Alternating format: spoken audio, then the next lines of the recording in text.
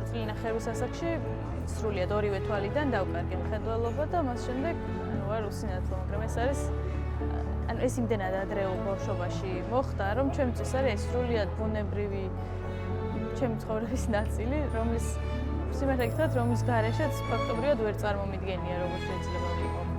მე მყავს მეუღლე და ერთი შვილი. ჩემს მეუღლესაც აქვს მხედველობის შეზღუდვა, მცირე მხედველი არის. ჩვენი შვილი არის წლის და 4 თვის.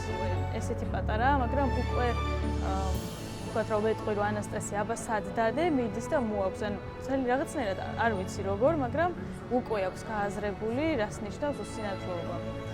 მე ხელმძღვანელობ არასამთავრობო ორგანიზაცია მარიანის, რომელიც ჩემი და ჩემი დის მიერ არის დაფუძნებული და ვმუშაობთ მხედველობის დარღვევის მქონე პირების განათლებაზე, რეაბილიტაციაზე, გარემოს ხელმისაწვდომობის გაზრდაზე და პრინციპში ყველა საკითხზე, რაც უსინათლო და მცირე მხედველ ადამიანებს უკავშირდება, გარდა ქველმოქმედებისა. ამ ეტაპზე მიმდინარე პროექტი გვაქვს თბილისის იუსტიციის სახლის ადაპტირებას ვაკეთებთ. გარდა ამისა, გაეროს იურიდიული დახმარების ბიუროების შეფასება გავაკეთებთ და ანგარიშს ვამზადებთ ახლა. თუ როგორ რამდენად შესაძლებელია ამ ბიუროების ადაპტირება, როგორ უნდა მოხდეს მათი ადაპტირება. კონკრეტულად თბილისის იუსტიციის სახლზე რომ ვისაუბროთ, გავაკეთეთ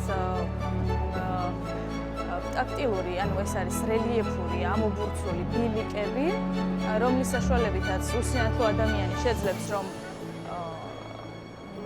შემოვიდეს შენობაში და შემდეგ თვითონ შენობაში გადაადგილდეს მისთვის სასურველ ობიექტამდე.